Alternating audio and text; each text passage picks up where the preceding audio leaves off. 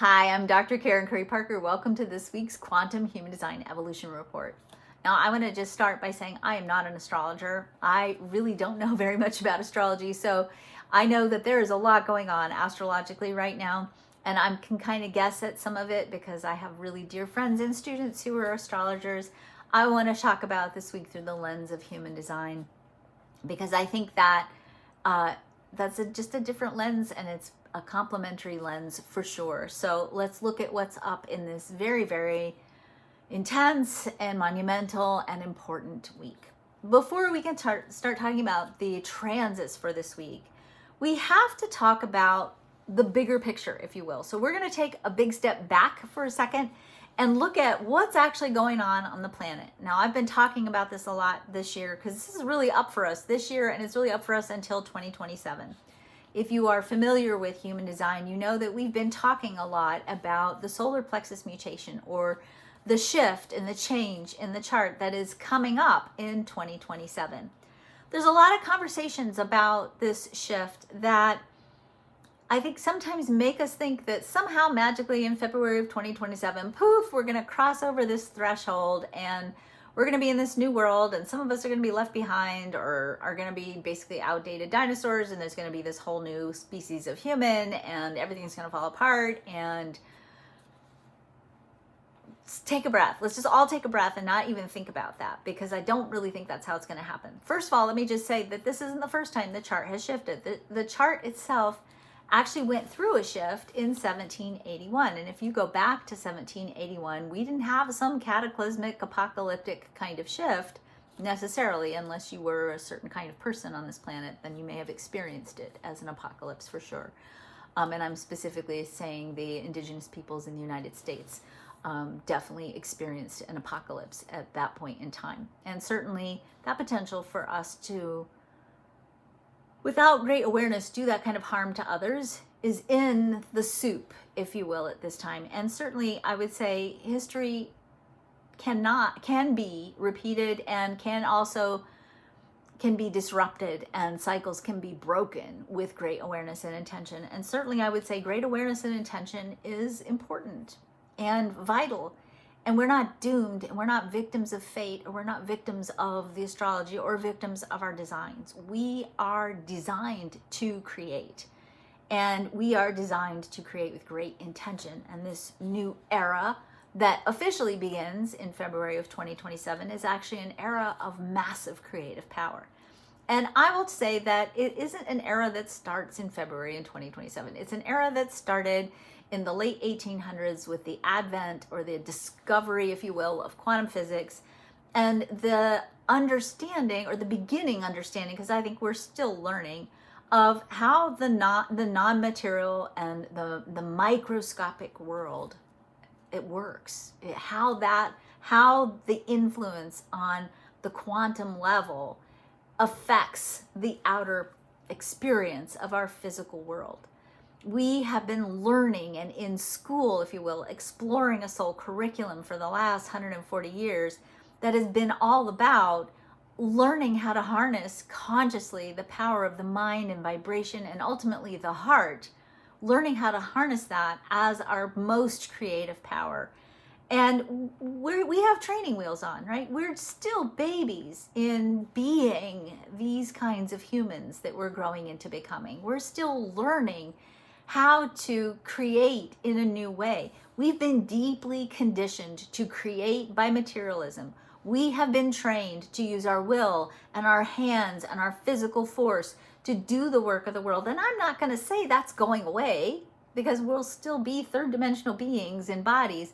But I am saying that the way in which we create is being amplified and augmented and expanded upon by virtue of this shift. And this shift, which started, say, 140 years ago, is going to continue for another 140 years. We're in the middle of it, but we're not at the end of it. And we're not really at the beginning of it. We're in the middle. And we've reached a point in this evolution where we're going to have to leap over timelines, maybe. We'll have to make some big quantum leaps in how we do things. And anytime we make big changes, or we leap timelines, or we change the human story, which is really what we're doing. We're changing the human story. Anytime we consciously change the human story, it doesn't happen like you pass through a threshold and all of a sudden on February, boom, we're all going to walk through this doorway and be different people with different skills and different designs. We are moving, we're titrating through this doorway. And some of us have already walked through the doorway. And some of us are standing on the cusp of the doorway. And some of us are resisting the doorway because we've really come to the end of a systems growth cycle. We've come to the end of a 400-year-long season. And in this 400-year-long season, we had a soul curriculum. Our job was to heal our will center, heal and redefine our sense of value, to remember and recognize that we're all inherently valuable by virtue of our existence. We are valuable because we exist. And we have been learning, especially in the last 25 years, how do we untangle ourselves from old ancestral agreements, old ancestral patterns, including untangling ourselves from the effects of the monarchy and the effects of the church that dominated how we thought and what we thought was possible. We are untangling ourselves out of a shadowed, weird manifestation of capitalism that isn't what capitalism is at all. We're undoing and untangling ourselves from the Industrial Revolution.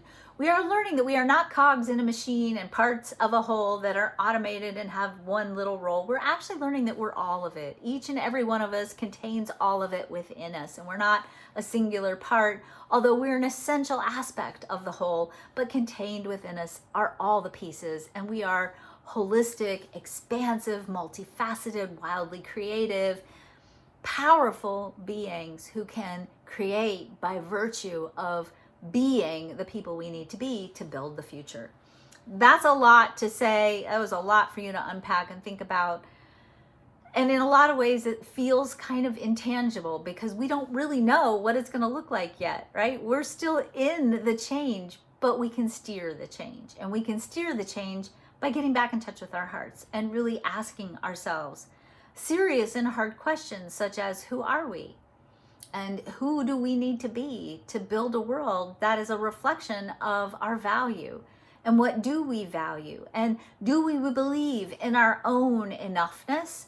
And from that occupying the identity of being enough, can we then translate that enoughness into seeing other people's enoughness, seeing other people's values, and beginning to construct a world where we take into account in our decision-making process the idea that we have enough, we are enough, and we are each unique and vital and part of the whole. And if we are, then you are, and you are, and they are, and they are, and they are.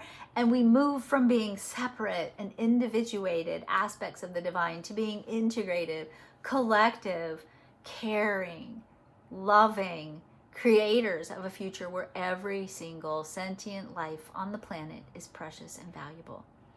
That's a big shift, and it's a big shift that's going to take some time.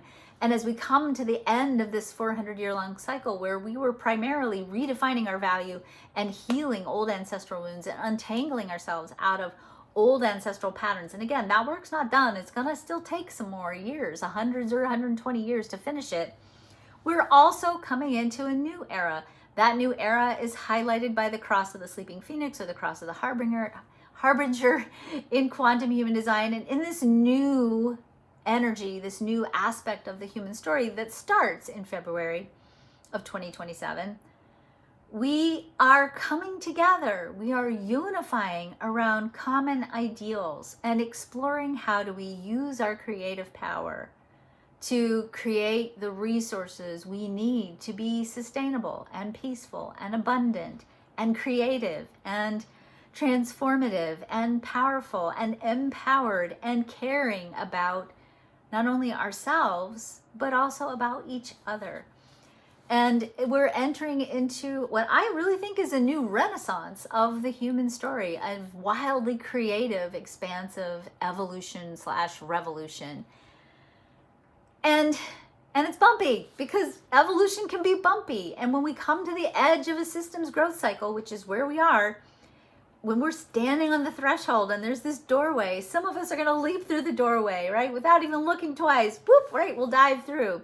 And we may land on the other side and go, oh, I wasn't ready for that yet, right? Some of us are going to be standing on the threshold, doing our research and contemplating what's next. Some of us are going to be like, I am not going through that door, right? And so when we go through these major growth cycles, it's natural and it's built into evolution that you're going to have a conservative pushback. It's natural and normal that you have a conservative pushback because we need that pushback to keep us from rushing forward so fast that we're not ready yet, right? So movement in evolution kind of happens like 2 steps forward, 1 step back, 2 steps forward, 1 step back, 2 steps forward, 1 step back, because if we run forward without double checking to make sure everything's okay, it's unpredictable, and it's like a third line experience, right? There's a lot of trial and error in that. And so the cosmos itself is pretty wise in understanding the evolutionary process and knows that we got to titrate forward carefully, a couple of us going through the doorway at a time until enough of us are across the threshold who can turn around and say, come on, it's okay, let's do this, right? And that's kind of where we are. It's really where we are. Like, we're standing at the doorway and we're like fighting. Who goes, who doesn't, who's staying, why do you want to go, who doesn't want to go, why wouldn't you go, right? And we're in this really disruptive cycle. Disruption is happening because the story of who we are no longer works. It doesn't fit anymore. The story that we're separate from each other and that we can't impact each other is not working anymore. Let's go back and let's look at COVID, which, by the way, the design for COVID started in 2019 on November the 2nd when the sun moved into the gate 44. So that's technically when COVID began. Now, COVID started on the gate 44, which is when all pandemics start. They start when the sun is in the gate 44 because pandemics cause us to have to explore the patterns of the past, right? So we have been in this deep cycle of looking at the patterns of the past, looking at what needs to be healed or released or aligned or brought to our awareness for us to clear this trauma and bring us back into integrity with our value and the true story of who we are.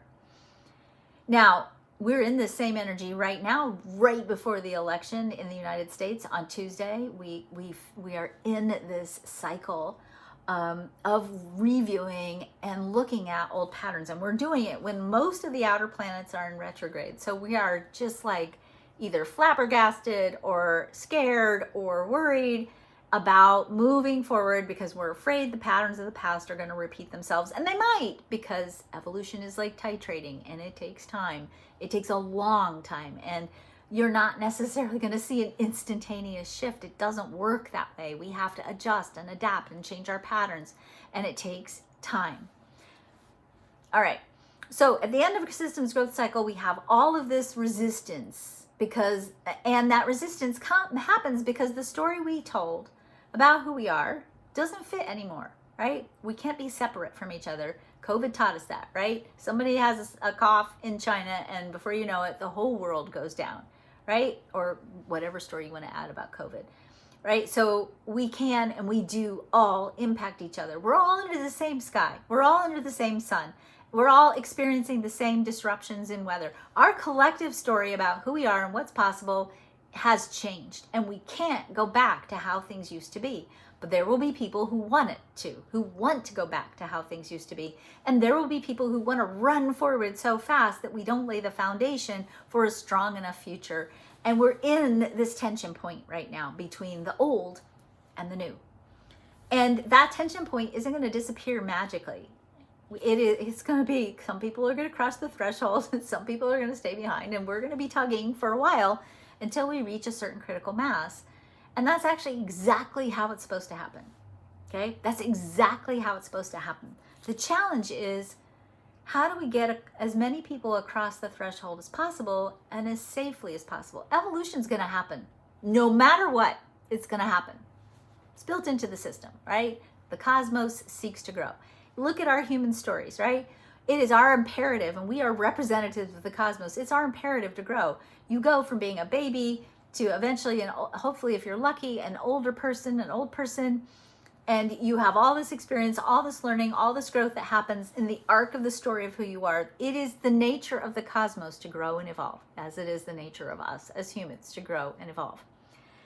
And our stories, eventually we outgrow our stories. We go through seasons and cycles in our personal lives where we outgrow stories. Our collective outgrows stories. We are disrupted because we've outgrown a story and we can't go back. We can't. And we need to move forward. And we don't know what that's going to look like yet. And so we're in a cycle of transformation that I like to call the void. It's a liminal space. And it's a space where we're like, okay, I can't go back to who I was before. I can't go back into that old story. It doesn't fit anymore.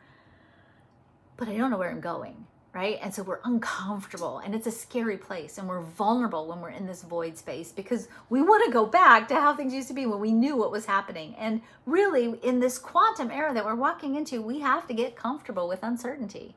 And we have to find those certainty points. And part of our certainty point is knowing our value and our values. That's something that's immutable. Part of our certainty point is knowing our own story. Who am I, and who do I want to become, right? That's part of it. And part of our certainty point is learning and remembering and knowing how to create. And if we can hold on to those pieces as we go through this transition, if you can hold on to those pieces, you'll be a leader in this new future. You will be a person who can turn around as you cross through the threshold and put your arm out to others and say, come on, it's fine. We're going to be fine. Here's how we do it over here.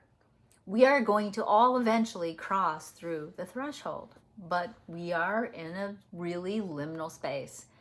And we want to fix the liminal space with the old story, and we can't, because we can't do things we used to be. And part of what's going away is thinking about the world through the lens of a binary perspective, right? We are thinking about the world through the lens of good, bad, right, wrong, Republican, Democrat, black, white, male, female, left, right. I think I said left, right already, gay, straight, whatever. We're so used to thinking about the world in a binary way. We even do it in human design, right? We have the self and the not self. But what if we're all of it, right? What if we're all of it? And what if there's even more available to us than just this or that, but all and more, right? And that's a very new way of thinking about things. We're very much trained to think good, bad, right, wrong, AF, right? Done, not done, whatever. Really think about how well trained you have been by the world to think in binary ways. And we are transcending a binary code. We're moving into a multiverse. We're moving into a quantum field of information and recognizing that there are infinite options available to us. And because of that, we have choice. We have choice, but also potentially overwhelm until we know our story, who am I, and we know our value and our values. And as we move through this threshold, we're bringing it back to the story. Who am I? What are my values? And what do I value? And do I know my own value? Because these pieces and the ability to connect to your heart are going to be the things that you can hold on to as an anchor as we all continue to move through this threshold.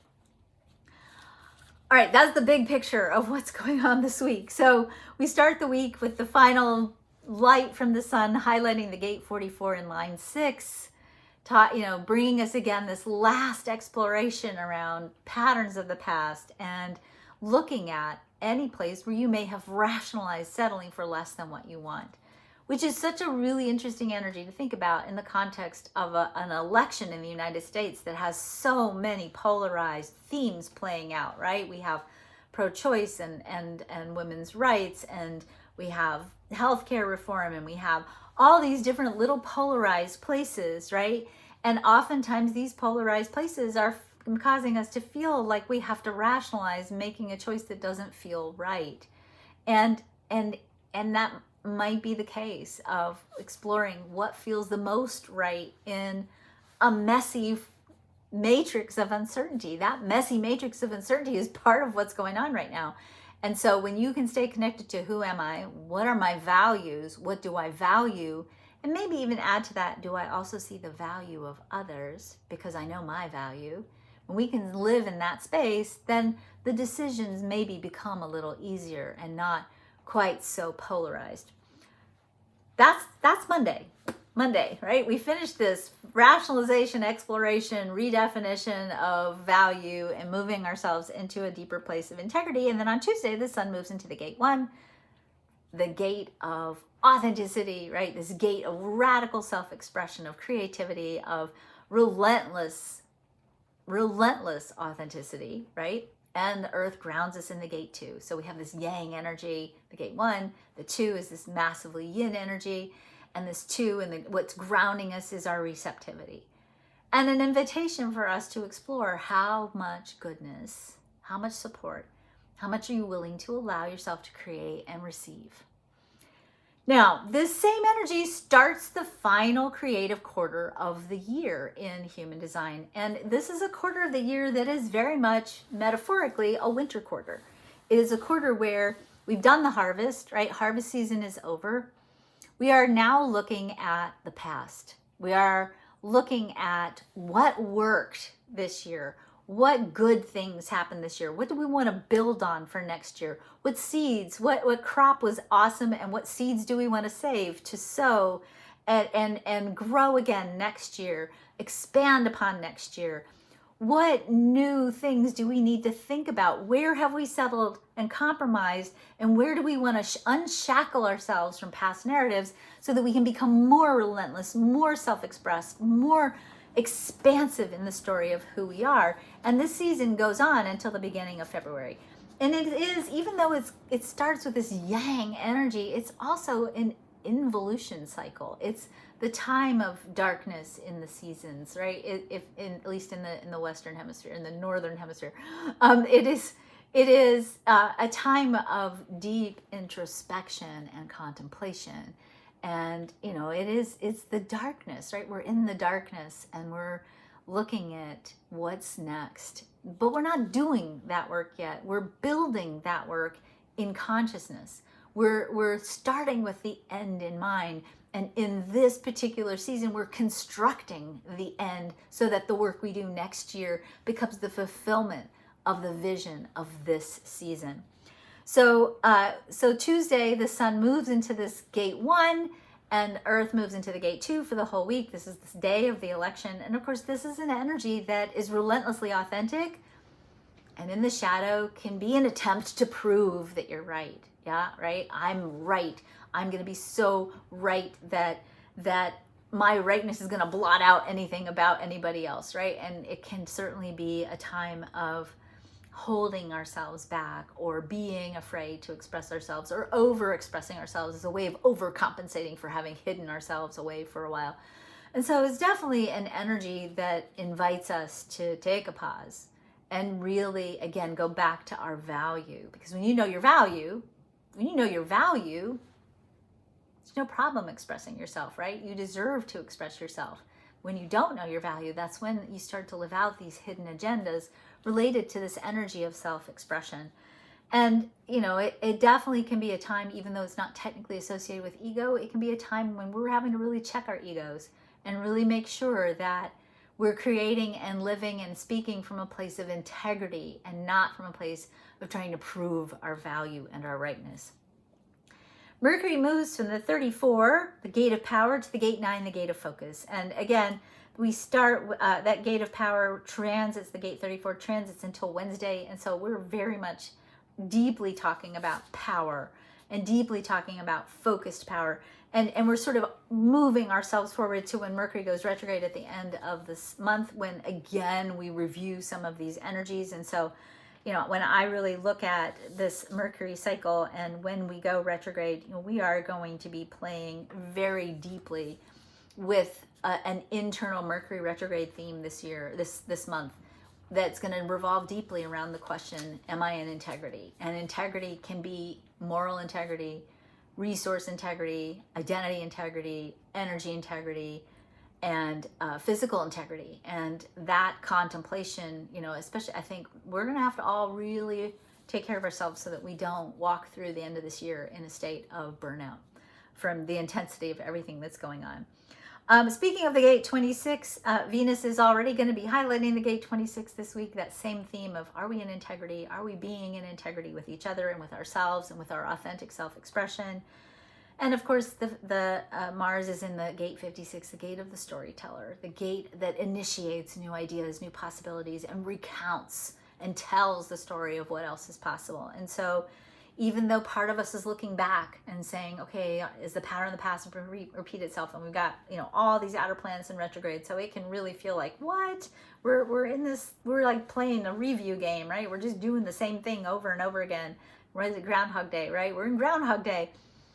And it's going to feel like that. But partially because some of the themes that we needed to resolve have not been resolved yet, because evolution takes time. Okay, we're going to evolve. It takes time. Okay.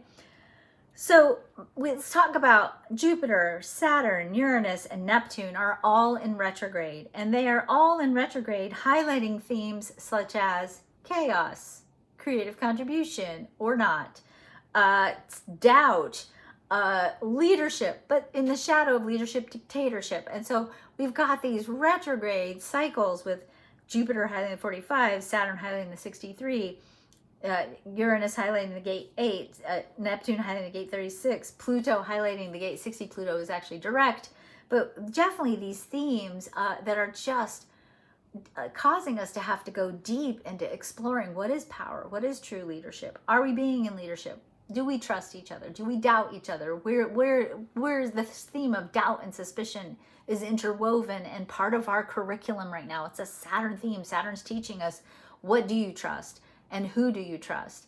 And you can't trust anyone until you trust yourself first, right? And then, of course, we've got this energy of the 8 that connects to the 1 this week as we start. So we have this channel from the G center to the throat of relentless self-expression, of authentic self-expression, of speaking our truth, and being willing to take the risk to speak our truth from the heart of who we are, and to not distrust what is true for us, and to learn to really listen carefully and to hear the dissonance when somebody's not being authentic, and to recognize that misrepresentation or being inauthentic can trigger doubt, and that's a good thing to doubt. Okay, that's a good thing to doubt. And of course, with Neptune highlighting this 36, we're breaking old patterns, but in the shadow, it feels chaotic until we figure out what's next. And so we're in this void. And of course, Pluto is still pushing on conservatism, saying, let's go back to how things used to be. Well, Pluto's going to be moving soon. So we've got a whole bunch of energy that when it all starts to shift out, is going to give us space. It's going to give us spaciousness to really explore what I think is the most important question we need to be exploring, and that is, who are we? Not just who am I, that's part of it, but also who are we? And are we being the people we need to be to build the world we envision? And that's where I'm going to leave you this week. And I'm going to remind you that, the future is built choice by choice by choice by choice. And the future is built when we become the people we want to be that can build the world we see and envision. So really, before you make any big decisions this week, ask yourself, am I in authentic alignment with who I really am? Am I really doing what represents my value, my values, and the values of others? It is an intense week. It's going to be intense for a while because we're letting go of the old and we're crossing through that threshold. So take good care of yourselves. This is a long game. This is a long game. And in this long game, we need capacity and resources and reserves and resilience. And you can't have those things if you don't take care of yourself first. You deserve it. So take good care of yourselves. Be well. Take care. Have a good week. I'll talk to you next week.